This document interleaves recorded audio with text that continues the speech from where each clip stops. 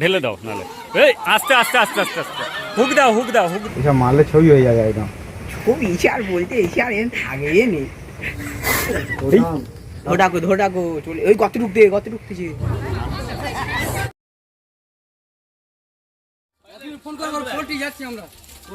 Hello everyone, welcome back to রেপ্টোপিডিয়া।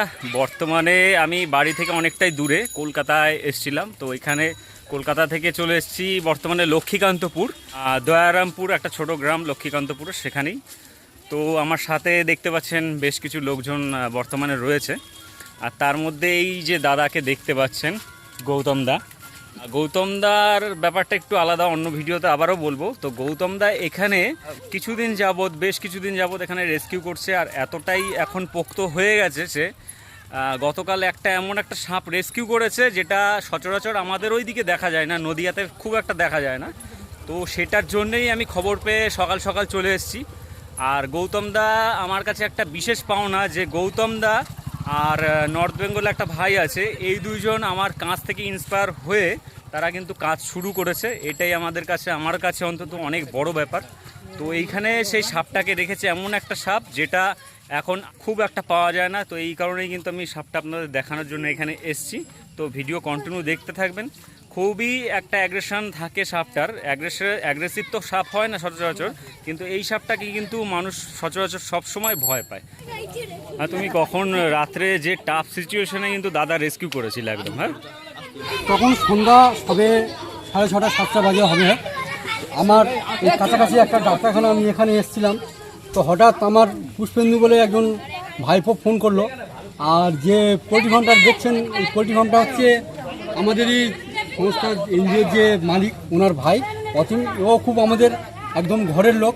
তো ওর মধ্যেই দেখলাম গর্তের মধ্যে কেঁচো সাপটা রয়েছে। আমি দেখে জীবনের ঝুঁকি নিয়ে আমি যত সাধ্য পেরেছি সাপটাকে রেস্কিউ করেছি। এবং আমার যার হাত ধরে শেখা আজকের এই লাইনে, যিনি হচ্ছে জয়দেব মজুমদার, সবার পরিচিত, এবং ইনি হচ্ছে পশু পাখির সমস্ত সংরক্ষক।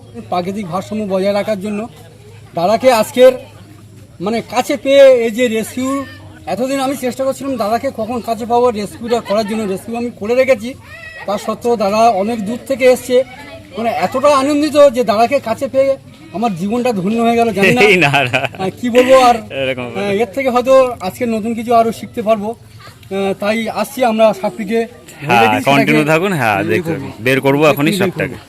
আর আরো একটি যদি ওখানে সাপ থেকে থাকে সেটা আমরা খুঁজবো, সেটা দেখবো। আর কে উঠে কিরকম জায়গায় থাকে সেটাও দেখাবো। দেখতে পাচ্ছেন জলা জায়গা চারিদিকে।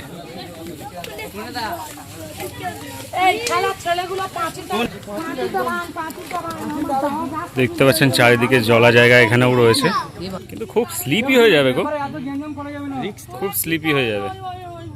ওই দেবো তোমার বলছি তো, কালকে যা রিস্ক নিয়ে যাওয়া হয়েছে। ফার্মের মধ্যেই কিন্তু সেটাকে রাখা হয়েছে। হ্যাঁ, দেখতে পাচ্ছেন এই ঘরের মধ্যে কত গর্ত। ওই জায়গাটা থেকে দাদা বের করা হয়েছিল, তাই তো? একদম একেবারে এই প্লেস, এখান থেকে তালগোল পাকিয়ে ছিল। তারপর পজিশনটা এখানে ও গিয়ে ঢুকে যায়। বললাম আমি এখান থেকে মাঝখান থেকে বডিটা ধরে, তারপর ল্যাসটা ধরে নিয়ে আস্তে আস্তে এই দেয়ালটা ভেঙে এখান থেকে সাপটাকে উদ্ধার করি। ঠিক আছে, ভিডিওটা একবার দেখে নিক, কিভাবে তুমি রেস্কিউ করেছো সেই ভিডিওটা দেখবেন, দেখে নিন। তারপরে দেখাচ্ছি আমি সাপটা বের করে।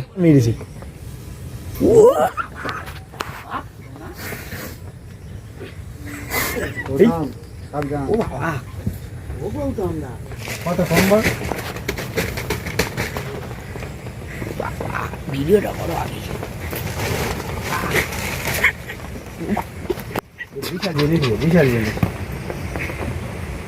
এসব মারলে ছবি হয়ে যাবে একদম। ছবি আর বলতে এসে আর এন থাকে নেই। সঙ্গে যমরাজের বাড়ি। ধোটাকো চলে ওই গত ঢুকতেছে। দাঁড়া, তুই চুপ কর না, মারলে কিন্তু চলে আসবে স্পিডে। ধরে থাকবি, পা যাদিনি। তুমি টান জয়জনের হাতে, হ্যাঁ ধরো সাপের মতো টান।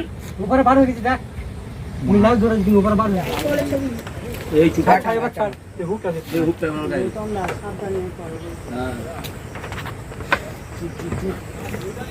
ও হো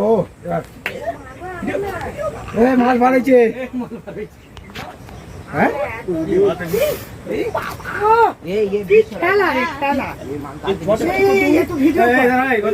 চটটা ঠিক করে দেবো হ্যাঁ হ্যাঁ হ্যাঁ মালটা সরাও তাড়াতাড়ি হবে না তুই মালটা সরাও আমি মাল সরিয়ে তুই নে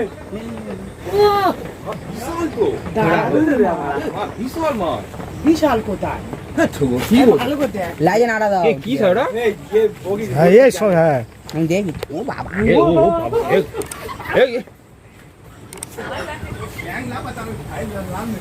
এগোতন্দা এই একটু শান্ত হোক শান্ত হোক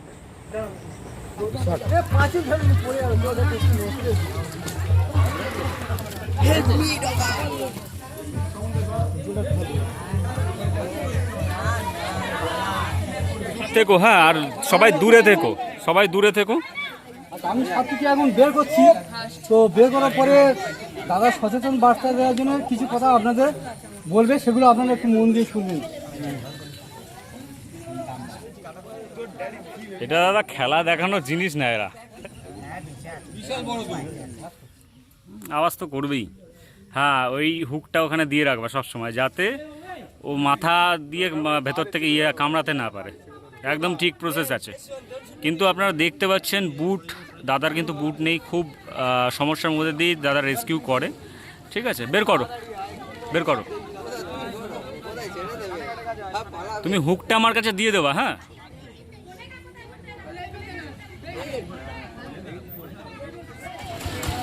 দাদা তুমি, হ্যাঁ দেখতে পেয়েছি তো দাদার হ্যান্ডলিং দেখতে পাচ্ছেন আপনারা। ঢেলে দাও দাদা, ঢেলে দাও, নাহলে এই আস্তে আস্তে আস্তে আস্তে আস্তে হুক দাও, হুক দাও, হুক দাও, হুক দাও।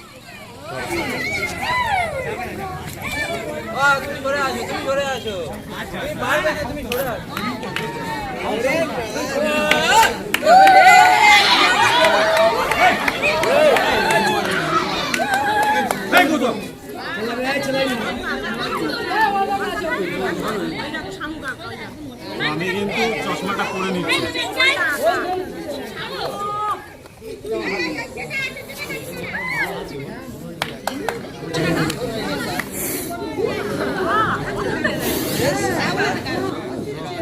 ব্যাগ রেডি করেছো? না, ব্যাগটা কই? হয়ে যাবে, হয়ে যাবে, হয়ে যাবে, চিন্তা নেই তোমার। ও দেখতে পাচ্ছেন সূর্য কিন্তু আকাশে নেই, তাও আমার চোখে চশমা।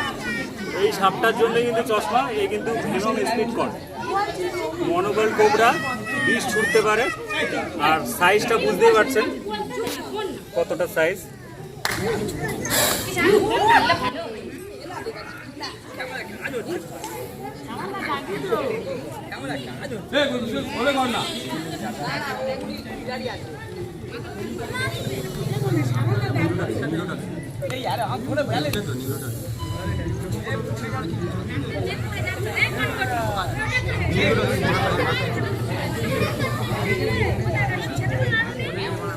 প্রচন্ড জোর, প্রচন্ড শক্তি।